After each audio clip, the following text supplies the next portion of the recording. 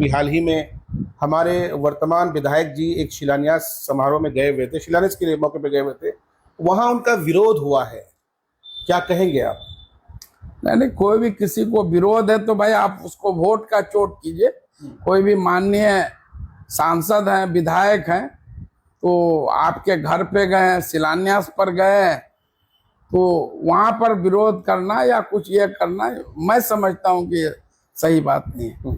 तो मुझे अंदेशा है कि इलेक्शन कमीशन जो अभी भी देश में जो मौजूदा सरकार है उसके दबाव में ऐसा कुछ कर सकती है कि जेन्युइन वोटर्स का नाम छांट सकती है। तो अब कागज इनका निवास नहीं बन रहा है तो अब क्या होगा? तो ऐसे में डॉक्यूमेंट नहीं सबमिट करेगा 1 सितंबर तक या उससे पहले, तो इनका नाम तो जो 30 सितंबर को जो फाइनल पब्लिकेशन होना है वोटर लिस्ट का, जिसके आधार पर वोट होगा, उससे तो नाम निश्चित रूप से इसका कट जाएगा। तो मुझे उन लोगों के दिमाग पर अफसोस होता है, इनको जमीनी हकीकत कुछ पता नहीं है। मैं आपको बताता हूं, बूथ नंबर 1 कोचा धामन कैदी बीरपुर, वहां से 93 लोगों का नाम डिलीट हुआ है और उस 93 में हमारे 47 आदमी हिंदू भाई हैं। और ये लोग सिर्फ रात दिन हिंदू मुसलमान, तो जिसका नाम नहीं है, साक्ष नहीं है, घर में एसी में बैठ के वो बांग्लादेशी है।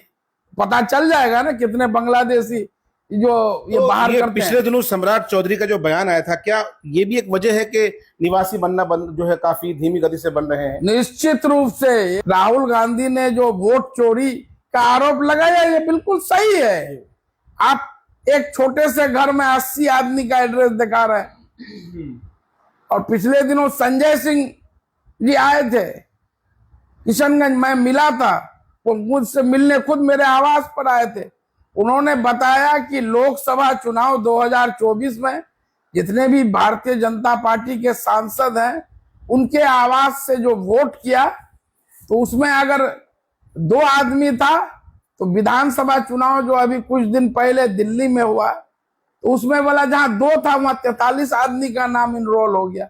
डीएम साहब से मिलने का मुख्य कारण ये था कि जिले में बड़े पैमाने पर लोगों ने निवासी के लिए अप्लाई किया है कि जिनका भी वोटर लिस्ट में नाम अपडेट करने के लिए, एक माँ बाप का अगर 2003 में नाम है तो एक वो हो गया, उस वोटर लिस्ट का, उस पेज का, उससे हो जाएगा। लेकिन जो और फिर एक प्रूफ 11 से उसमें निवासी सबसे इजी है लोगों के लिए, तो निवासी प्रमाण पत्र पूरे जिले में उसका जो गति है बहुत स्लो है।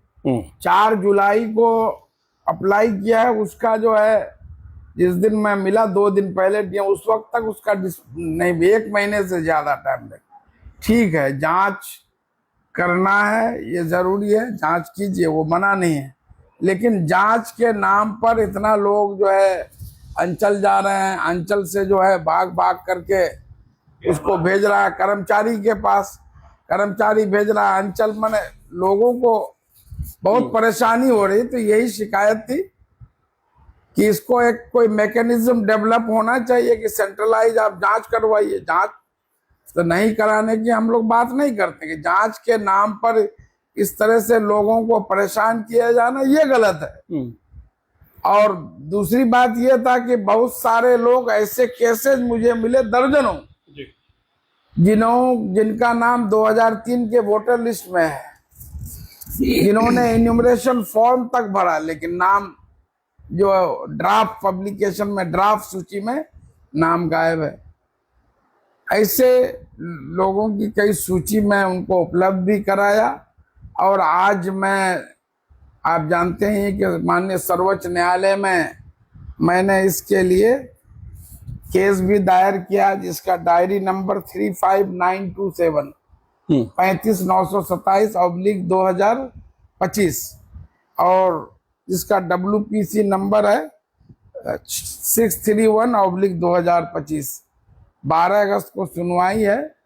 तो ऐसे केसेस को मैं एज फॉर एग्जाम्पल, ये जो केस आपने किया है ये निवासी को लेकर के किया है? निवासी भी एक उसमें आज मैं एज ए प्रूफ कि लोगों के पास साक्ष्य के तौर पर डॉक्यूमेंट्स की मांग की जा रही है, लेकिन डॉक्यूमेंट्स में यहाँ जो निवासी प्रमाण पत्र के लिए जो लोग अप्लाई नहीं दे रहे हैं, 4 जुलाई को अप्लाई किए नहीं दे रहे हैं, उसको साक्ष्य के तौर पर मैंने दिया है। आज ही मैं अपना काउंटर एफिडेविट यहाँ से भेजा हूँ कि 12 अगस्त को जो सुनवाई है उसमें मांगा गया था कि आप कोई ऐसा प्रूफ दीजिए।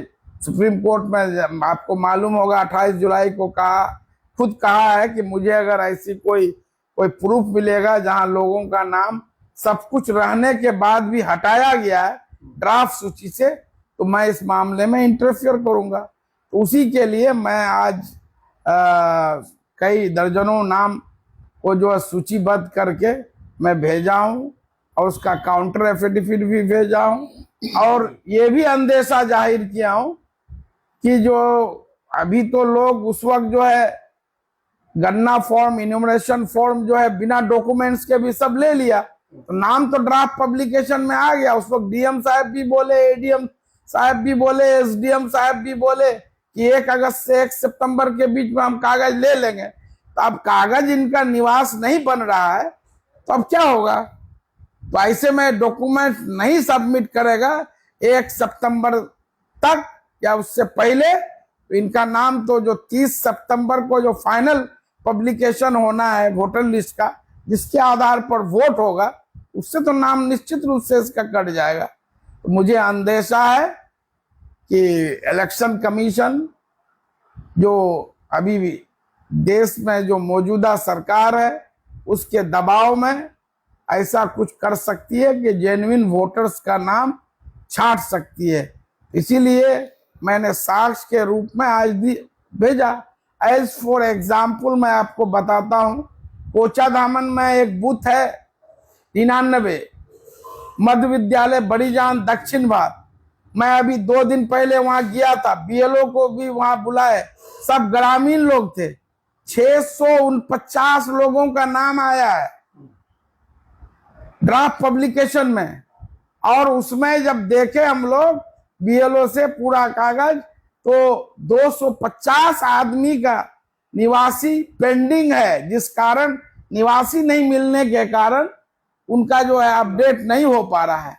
तो ऐसे लोगों को तय समय सीमा तक अगर नहीं मिलेगा तो जो तो अभी कटा है तो कटा ही है। 1,46,000 लगभग पूरे जिला से, 30,680 कोचाधामन से, तो आगे भी खतरा है। 649 में 250 लोग का डॉक्यूमेंट्स में कमी है। जो आवश्यक प्रमाण पत्र 11 जो विकल्प दिया गया था उसमें निवास सबसे सरल है, वो 250 लोग। फाइनल जो लिस्ट आएगी उसमें बहुत लोगों का नाम छटने के निश्चित रूप से। तो इसीलिए अभी जो आप देखे होंगे पिछले दिनों राहुल गांधी ने जो वोट चोरी का आरोप लगाया, ये बिल्कुल सही है। आप एक छोटे से घर में 80 आदमी का एड्रेस दिखा रहे हैं। और पिछले दिनों संजय सिंह जी आए थे किशनगंज, मैं मिला था, वो मुझसे मिलने खुद मेरे आवास पर आए थे। उन्होंने बताया कि लोकसभा चुनाव 2024 में जितने भी भारतीय जनता पार्टी के सांसद हैं उनके आवास से जो वोट किया, तो उसमें अगर 2 आदमी था, तो विधानसभा चुनाव जो अभी कुछ दिन पहले दिल्ली में हुआ, तो उसमें बोला जहां 2 था वहां 43 आदमी का नाम इनरोल हो गया उस सांसद के घर के एड्रेस पर। इस तरह से ये लोग वोट की चोरी करते हैं। तो कहीं ना कहीं एसआईआर के अंदाजा एकदम बिल्कुल, और जो ठीक चुनाव से पहले ये काम भी सिर्फ बिहार में करना, तो ये 100% ये चुनाव आयोग की मंशा पर सवाल उठाता है। और इसीलिए हम लोग माननीय सर्वोच्च न्यायालय में मैं खुद गया हुआ हूँ, जिसमें उज्जवल सिंह जी हमारे वकील हैं, शकील फौजिया साहब भी देख रहे हैं। हम लोग तो अगर यहाँ से हमारे जनता को इंसाफ नहीं मिलेगा, हमारे जो जेन्युइन वोटर्स है उनका नाम छाटा जाएगा, तो निश्चित रूप से हम लोग सुप्रीम कोर्ट में जो सुनवाई है 12 अगस्त को, ये प्रूफ दे रहे हैं कि इलेक्शन कमीशन कितना ईमानदार है कि एक आदमी के पास सारा सबूत है, इन्यूमरेशन फॉर्म भरा है उसका भी फोटोकॉपी है, फिर उसका नाम वोटर लिस्ट से कैसे ड्राफ्ट सूची से गायब हो गया? उसकी बीवी का नाम है, माँ का नाम है, बाप का नाम है, तो उसकी बीवी हो गया देसी, वो हो गया बांग्लादेशी। चलिए और जी। एक बात, जो भारतीय जनता पार्टी के लोग जो ये इतना जो बयानबाजी कर रहे हैं, तो मुझे उन लोगों के दिमाग पर अफसोस होता है। इनको जमीनी हकीकत कुछ पता नहीं है। मैं आपको बताता हूं, बूथ नंबर 1 कोचा धामन कैरी बीरपुर, वहां से 93 लोगों का नाम डिलीट हुआ है, और उस 93 में हमारे 47 आदमी हिंदू भाई हैं। और जो अभी जो बताया 250 आदमी बूथ नंबर 99, तो उसमें अधिकांश लोग हमारे आदिवासी भाई हैं, महादलित हैं। एक वीडियो वायरल है, मैं भी उसको अपलोड किया हूं, रमेश ऋषिदेव, ये बड़ीजान पंचायत का है। भारतीय जनता पार्टी के लोगों को देखना चाहिए, उनका शुद्धि लेना चाहिए। जब बीएलओ उनके घर पे जाता है, पूछता है वो कहाँ है रमेश, तो बोला पंजाब में कमाने गया है। तो बोला उसका कागज, तो बोला कोई कागज नहीं है। बोला आधार कार्डो नहीं है, तो बोला नाम कट जाएगा। वो औरत हताशा होकर बोल दिया, बोले काट दीजिए ना। तो ये जमीनी हकीकत है। और ये लोग सिर्फ रात दिन हिंदू मुसलमान, तो जिसका नाम नहीं है, साक्ष नहीं है, घर में एसी में बैठ के वो बांग्लादेशी है। पता चल जाएगा ना कितने बांग्लादेशी जो ये बाहर करते हैं। पिछले दिनों सम्राट चौधरी का जो बयान आया था, क्या ये भी एक वजह है कि निवासी बनना जो है काफी धीमी गति से बन रहे हैं? निश्चित रूप से ये लोग जो अभी बोल रहा है कि जांच के अधीन रखते हुए जांच करके, मैं एकदम जांच कीजिए, लेकिन जांच का मतलब ये नहीं है कि एक महीना 1.5 महीना में आप उसको निवास प्रमाण पत्र नहीं देंगे। आप जो है काम करा रहे हैं SIR का, अभी लोगों को निवास की जरूरत अभी ना अप्लाई करेगा। और ये बेतुकी बयान, बोले आगे पहले 25 से 30 हजार महीने में होता था, अभी इतना 1.5 लाख कैसे आ गया? तो 1.5 लाख लोगों को जरूरत है, इसलिए आ गया। चलिए, एक क्षेत्रीय मुद्दा है और ज्वलित मुद्दा है। अभी हाल ही में हमारे वर्तमान विधायक जी एक शिलान्यास समारोह में गए हुए थे, शिलान्यास के मौके पे गए हुए थे, वहां उनका विरोध हुआ है, क्या कहेंगे आप? नहीं, कोई भी किसी को विरोध है तो भाई आप उसको वोट का चोट कीजिए। कोई भी माननीय सांसद हैं, विधायक हैं, तो आपके घर पे गए हैं, शिलान्यास पर गए हैं, तो वहां पर विरोध करना या कुछ ये करना, मैं समझता हूं कि सही बात नहीं है। और शिलान्यास को लेकर क्या कहेंगे? हमें जानकारी है कि माननीय CM साहब ने इसकी शिलान्यास जो है पहले कर दी थी, ये सब कुछ है ऑनलाइन। ये जितने रोडों का अभी शिलान्यास हो रहा है, ये सब जब मैं MLA था 5 साल पहले, उसी दौरान ये सारी सड़कें बनी थी। और मैं समझता हूं कि 12 मई को ही आप जो है इन सारी सड़कों का एक शिलान्यास माननीय मुख्यमंत्री, उप मुख्यमंत्री, जो विभागीय मंत्री, सांसद, विधायक, विधान पार्षद, सबका नाम शिलापट में वो पटने में हो गया है। चलिए, आखिर में सर एक मैसेज आपकी तरफ से आना चाहिए, जो लोग अभी भी अवेयर नहीं हैं, जैसा कि आपने बताया कि भाई वो आधार कार्ड भी नहीं है तो उनका नाम काट दिया जाए, तो बहुत लोग ऐसे हैं जो प्रदेश में अवेयर नहीं है, डॉक्यूमेंट्स नहीं है, उनके लिए क्या संदेश है? क्योंकि उनके लिए संदेश यही है, जो हमारे प्रदेश में भाई हैं, तो वो अपना इपिक नंबर, जो वोटर आई कार्ड उसको हम लोग करते हैं, वोटर आई कार्ड में जो नंबर है उसको, जो ये जो है इलेक्शन कमीशन का वेबसाइट, कई वेबसाइट पर है, उस पर डाल के चेक कर लेंगे तो आपका स्टेटस बता देगा। आपका नाम अभी भी अगर ड्राफ्ट पब्लिकेशन में नहीं आया या डॉक्यूमेंट्स की कमी है, तो उसको आप ऑनलाइन भी सबमिट कर दे सकते हैं, या नहीं तो आप जो है उसको व्हाट्सएप ईमेल के जरिए घर पे भेज दें, घर वाले लोग BLO से करा लेंगे। तो ये बहुत ही जरूरी चीज है, इसको महत्वपूर्ण है। कल ही मुझे एक साथी फोन किए बाहर से, बोले हमको कोई पता नहीं, हम फॉर्म नहीं भरे हैं। हम बोले आप अपना BLO से ये करके अभी फॉर्म 6 भर करके आप अपना जो वोटर लिस्ट में नाम जुड़वाने का काम करेंगे। अभी भी वक्त है 1 सितंबर तक, जो जिनका नाम नहीं आ पाया है या जिन्होंने जो है अभी 18 साल की उम्र पूरी की है, तो वो लोग फॉर्म 6 भर करके जो है अपना नाम जुड़वा सकते हैं BLO के पास।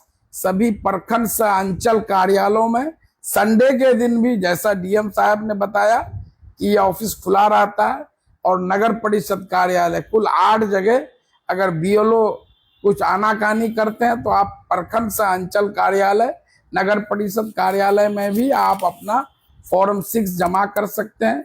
और जिनका नाम ड्राफ्ट पब्लिकेशन में आ गया है, ऐसी भी शिकायतें मिल रही है, उनका अगर कुछ स्पेलिंग वगैरह कोई छोटा मोटा मिस्टेक है तो वो बीएलओ के ऐप से सुधार हो जाएगा।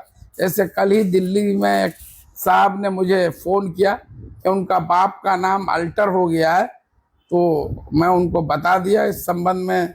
वो कोचाधामन से ताल्लुक़ रखते हैं, जो कोचाधामन के आरओ हैं, एडीएम साहब से भी बात करके उसको सूचित कर दिया है।